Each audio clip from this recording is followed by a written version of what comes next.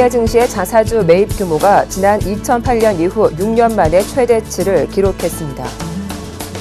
정부가 노동시장 개혁 방안의 일환으로 임금 피크제 확산을 본격적으로 추진하기로 했습니다. 아이폰 6 보조금 대란을 일으킨 이동통신 3사 유통점들에 대해 처음으로 과태료가 부과됐습니다. 삼성그룹은 지난 1일 총 11명 규모의 인사를 단행한 데 이어 오늘 353명의 임원 승진을 실시했습니다. 안녕하십니까. 센 경제현장 박미라입니다. 코스피 지수가 기관의 매수에 상승 마감했습니다. 오늘장 마감 소식 증권부 박민주 기자와 알아보겠습니다. 안녕하십니까? 네, 안녕하세요. 자세한 마감 시황 전해주시죠.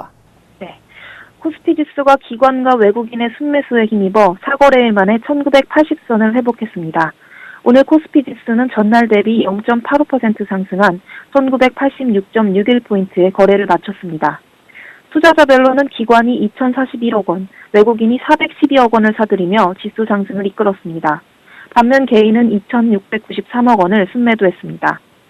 오늘 증시는 미국과 유럽 등 긍정적인 대외 변수의 영향으로 전반적인 투자 심리가 회복된 것으로 보입니다. 현지 시간으로 3일 미국은 경기 동향을 나타내는 베이지북에서 긍정적인 경기 판단을 내렸습니다.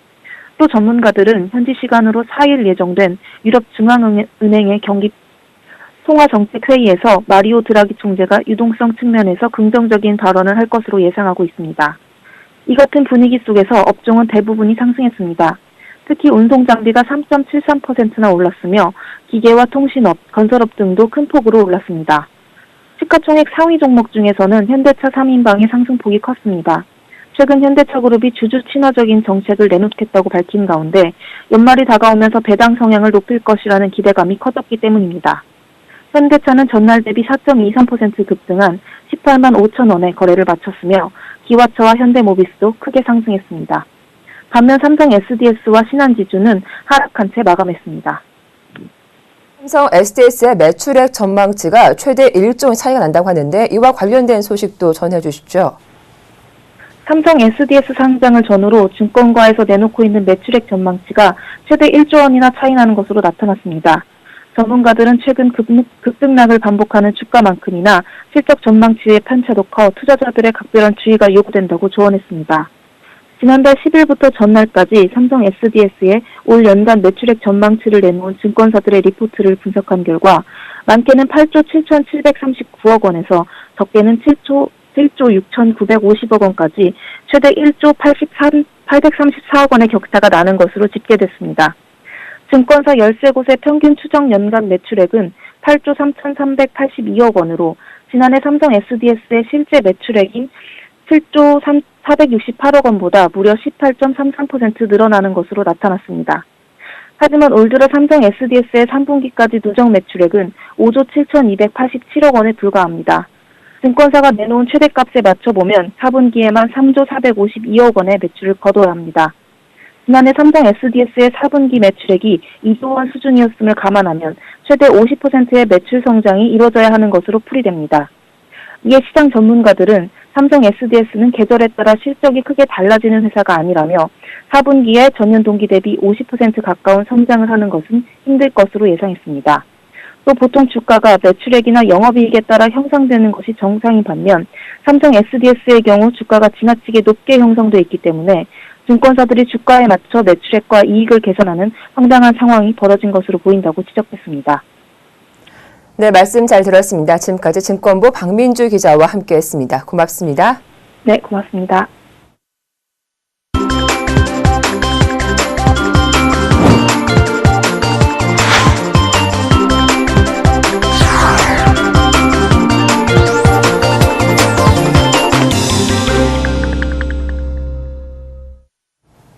오늘의 주요 뉴스입니다. 삼성전자와 현대자동차 등 대형주들의 자사주 매입이 이어지는 가운데 올해 국내 증시의 자사주 매입 규모가 지난 2008년 이후 6년 만에 최대치를 기록했습니다. 교보증권과 자본시장연구원은 올 들어 지난달 말까지 유가 증권시장에서 자사주 매입을 공시한 기업은 52개사였고 순매입 규모는 2조 6,708억 원으로 집계됐다고 오늘 밝혔습니다. 코스닥 상장사들의 자사주 순매입 2,505억 원을 합치면 2조 9,213억 원으로 지난 2008년 5조 9천여억 원 이후 6년 만에 최대치에 달했습니다. SK를 시작으로 삼성전자, 현대차, 기아차, 삼성화재, 우리금융지주, 두산, 한화생명, 네이버 등 대형주들이 잇따라 자사주 매입을 발표한 데 따른 것입니다. 기업들이 세계 경기의 불확실성이 해소되지 않은 상황에서 한번 늘리면 다음에 줄이기 어려운 현금 배당을 택하기보다는 재무 정책의 유연성을 확보하면서도 현금 배당의 보완제로 활용할 수 있는 자사주 매입에 적극 나서고 있는 것으로 풀이됩니다. 한편 올해 자사주 매입은 주가 흐름에 대체로 호재로 작용한 것으로 분석됐습니다. 자사주 매입 공시 다음날 주가는 평균 1.35% 상승했고 취득 만료일까지의 수익률은 평균 4.18%, 취득 만료 후 20거래일까지의 수익률은 평균 3.94%였습니다.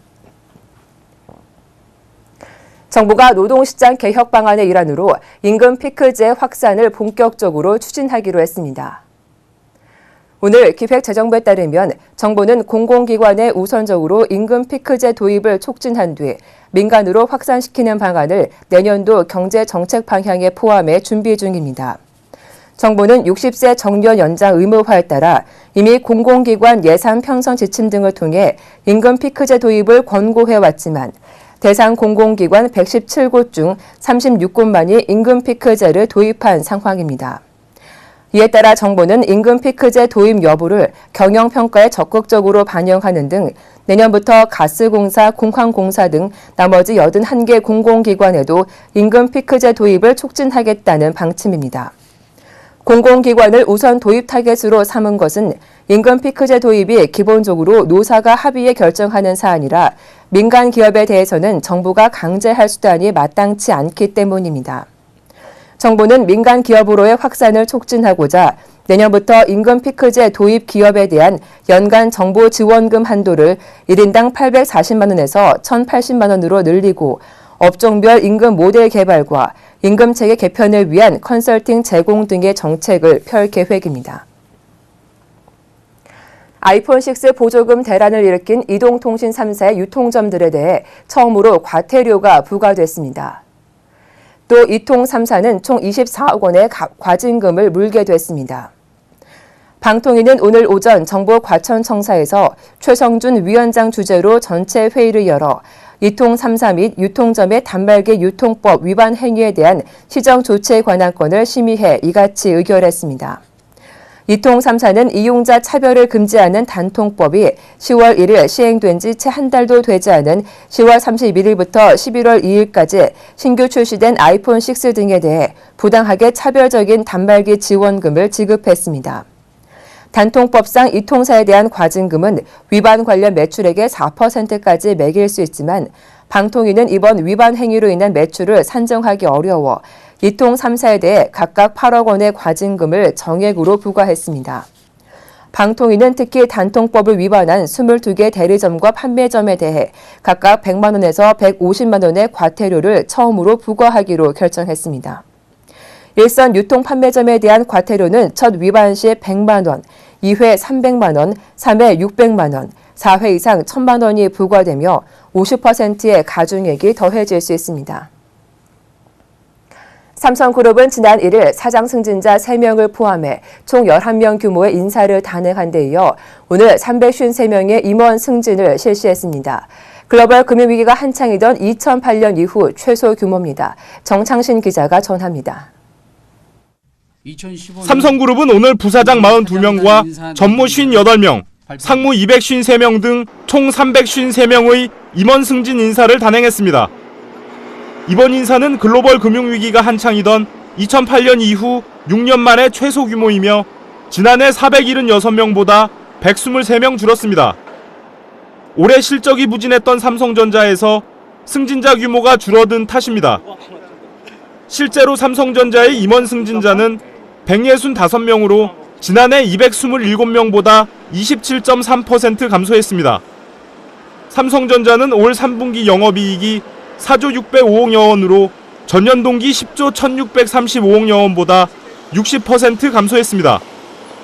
한편 이재용 부회장이 주도해 처음 실시한 이번 인사에서 임원 세대 교체가 속도를 냈다는 분석이 나오고 있습니다. 앞서 사장단 승진자도 모두 1960년 이후 출생자로 채웠고 사장단을 제외한 신임 임원 평균 연령도 46.7세로 작년 47세보다 젊어졌습니다. 삼성 관계자는 이번 인사는 성과 있는 곳에 보상이 있다는 원칙을 재확인한 것이라며 젊고 역동적인 조직으로 변화시키려는 의지를 나타낸 것이라고 설명했습니다.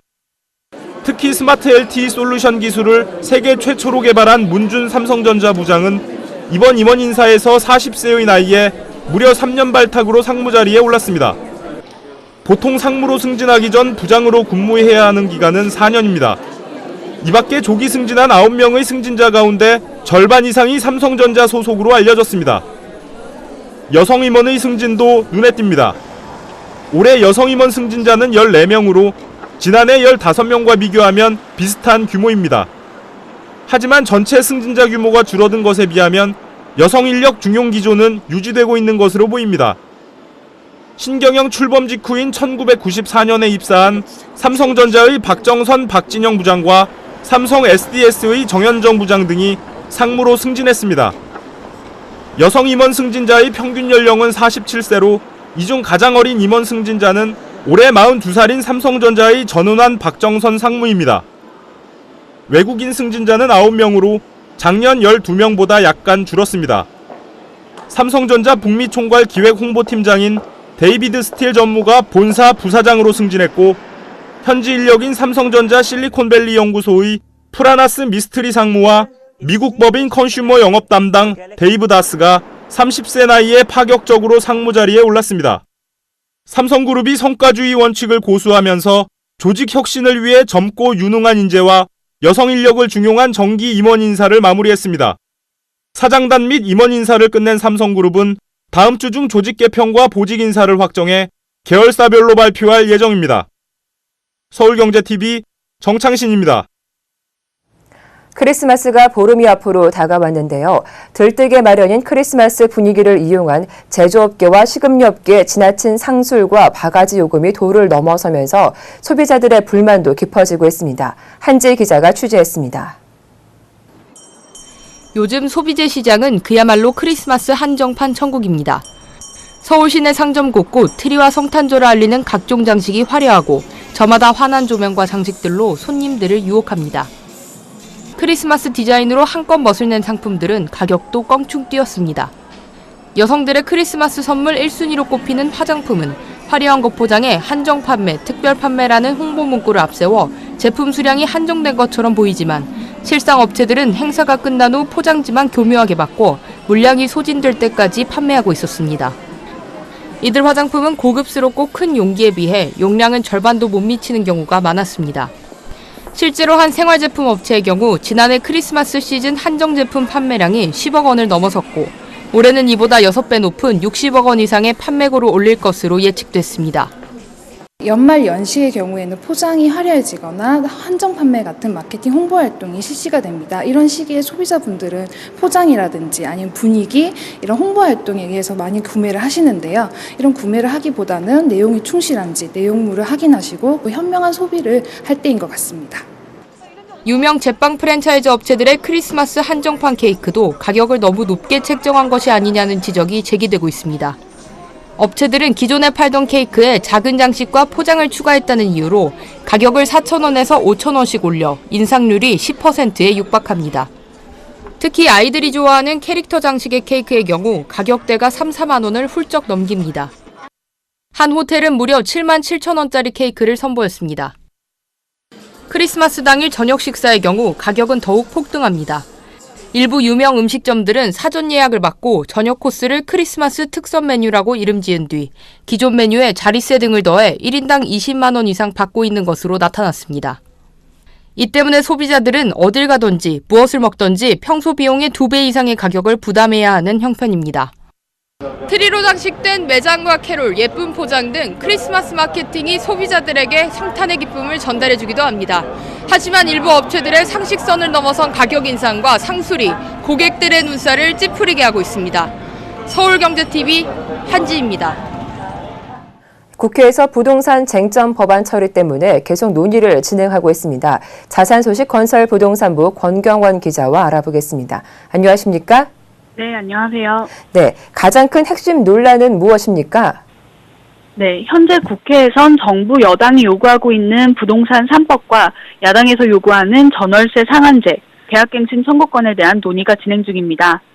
부동산 3법은 분양가 상한제 탄력 적용, 재건축 초과이익 환수제 폐지, 그리고 재건축 조합 1인 1가구 폐지를 의미합니다. 현재 이 세 가지 법안에 대해선 여야가 어느 정도 합의점에 도달하고 있는데요. 마지막으로 야당이 요구하고 있는 계약갱신 청구권에 대한 논의만 좁히지 못한 상태입니다. 계약갱신 청구권은 세입자가 2년의 임차 계약을 마치고 나서 1회에 한해 1년 혹은 2년 계약 연장을 요구할 수 있는 권한입니다.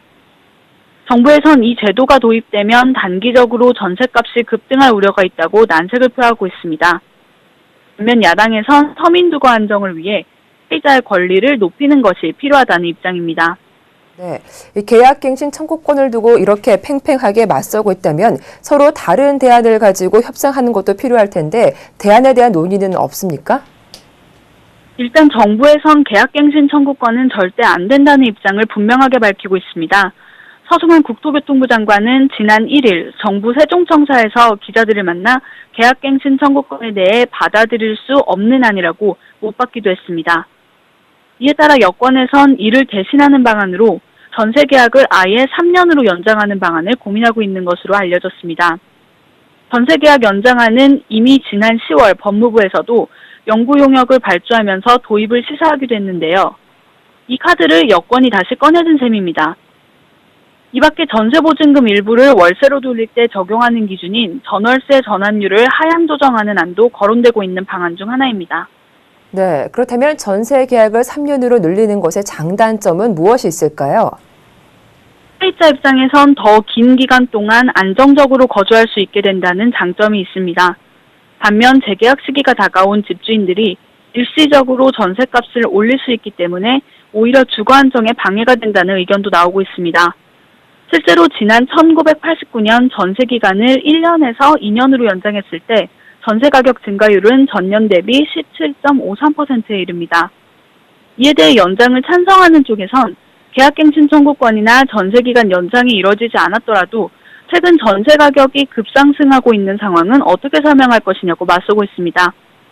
지금 적절하게 전세값을 통제해주지 않으면 장기적으로 더 심하게 급등할 수 있다는 의견도 있습니다.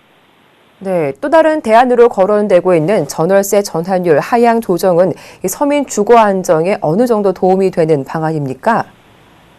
전월세 전환율을 낮춘 방안은 국토부에서도 받아들일 수 있다고 밝힌 것입니다. 하지만 실효성 부분에서 몇 가지 문제가 제기됩니다. 현행 주택임대차보호법상 전월세 전환율 상한선은 10% 혹은 기준금리의 4배인 8%입니다. 새정치민주연합에선 이를 기준금리의 2%포인트를 더한 4%로 낮추는 방안을 제안한 적이 있습니다. 다만 현행법상 전월세 전환율은 전세 2년 계약기간 중간에 보증보월세로 바꿀 때에 한해서만 적용되는 기준입니다. 즉 재계약과 신규 계약 세입자들은 해당 사항이 없기 때문에 거의 대부분의 세입자들과 관련 없는 방안이라는 결론이 나옵니다. 만약 모든 세입자들에게 적용된다고 하더라도 집주인이 아예 다른 세입자로 교체해버리거나 전세금을 대폭 올린 후에 전월세 전환율을 적용해 임대료를 계산하면 되기 때문에 큰 효용성은 없을 것으로 예상됩니다. 오늘 말씀 잘 들었습니다. 지금까지 건설부동산부 권경원 기자와 함께했습니다. 도움 말씀 고맙습니다. 고맙습니다.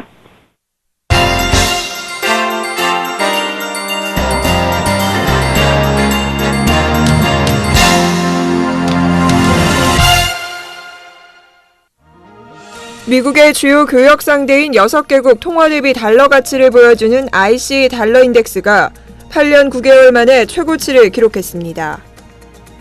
마켓워치에 따르면 IC 달러 인덱스는 전일 대비 0.34% 오른 88.94에 거래돼 지난 2006년 3월 이후 가장 높았습니다. 현지 시간 4일로 예정된 유럽중앙은행 ECB의 통화정책 회의를 앞두고 추가 경기 부양 조치가 나올 것이라는 기대감에 달러화 대비 유로화 약세가 두드러졌습니다. 유로화 가치는 0.01% 하락해 1유로당 1.23달러에 거래돼 지난 2012년 7월 이후 가장 낮았습니다. RBS의 외환 전략가 브라이언 데인거필드는 투자자들은 ECB가 추가적으로 완화적인 조치를 취하거나 이를 시사하는 코멘트를 내놓을 것으로 기대하고 있다고 밝혔습니다. 한편 달러엔은 119.8엔에 거래돼 심리적인 경계선인 120엔에 가까워졌고 영국 파운드화는 1파운드당 1.57달러에 거래됐습니다. 미국 연방준비제도는 미국 전역에서 경제가 긍정적으로 성장하고 있다고 진단했습니다. 연준은 3일 발간한 경기 동향 보고서 베이지북에서 12개 연방준비은행 담당 지역의 최근 경기 상황을 종합한 결과 대부분 지역에서 소비 지출이 꾸준하게 늘면서 경기를 긍정적으로 보고 있다고 분석했습니다. 이어 저유가가 소비 지출에 도움이 되고 있고 앞당겨 찾아온 추위도 상당수 지역에서 겨울 의류 등의 판매를 진작하고 있다고 설명했습니다. 연준은 베이지북에서 항상 써왔던 점진적 또는 완만한 확장이라는 표현을 쓰지 않을 정도로 향후 경기를 낙관적으로 전망했습니다. 연준은 고용에 대해서도 긍정적으로 평가했습니다. 노동시장 상황이 개선되면 고용주와 기업들이 기존 고용을 유지하는 것은 물론 정보기술, 엔지니어링, 법률 및 의료 서비스, 제조와 수송 등의 분야에서 신규 고용을 늘리고 있다는 것입니다. 베이지북의 경기진단은 오는 16일에서 17일 열리는 연준 연방공개시장위원회 정례회의에서 금리와 통화정책을 결정하는 중요한 기초자료로 이용됩니다. 시장은 지난 10월 연방공개시장위원회 회의에서 양적 완화 프로그램을 종료한 연준이 초저금리 기조를 이어가겠다고 발표할지 아니면 기준금리 인상을 뜻하는 다른 선제 안내를 제시할지 주목하고 있습니다. 세계 금융시장의 유동성을 풍부하게 했던 석유 수출기구 오펙의 오일 달러가 말라가고 있다고 파이낸셜 타임즈가 오늘 보도했습니다. 신문은 최근에 유로가 약세로 오펙 회원국이 입게 될 수입 손실만 3,160억 달러, 우리 돈으로 352조 원에 이를 것으로 추산된다며 이같이 전했습니다. 지난 10년간 고공행진을 거듭해온 유가 덕분에 떼돈을 벌게 된 오펙 회원국들은 미국 재무부가 발행하는 채권과 우량 회사채에서부터 주식과 부동산에 이르기까지 세계 각국의 다양한 자산에 투자해왔습니다. 하지만 지난 6월 중순 이후 브렌트유 가격이 40%나 폭락하면서 이런 추세가 반전됐습니다.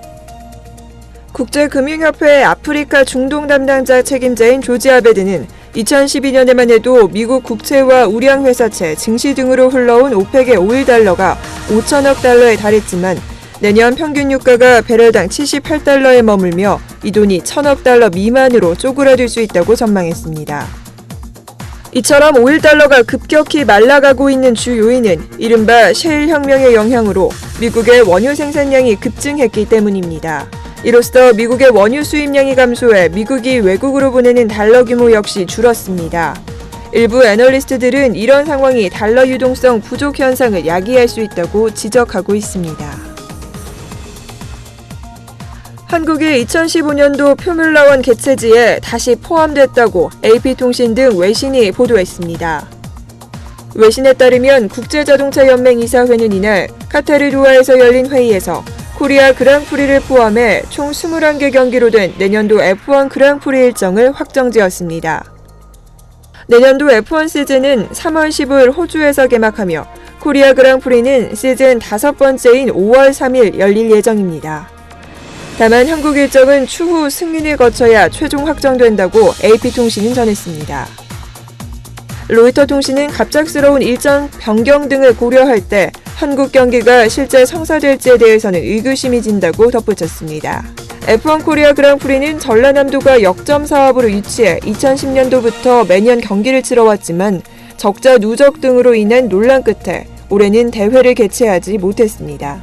또 지난 9월 자동차 연맹이 공개한 2015년 F1 캘린더 잠정안에도 한국이 개최지 명단에 빠져 올해에 이어 내년 역시 코리아 그랑프리 개최가 어려울 것이라는 전망이 나온 바 있습니다. 센 경제 현장 여기서 모두 마치겠습니다. 함께해 주셔서 고맙습니다.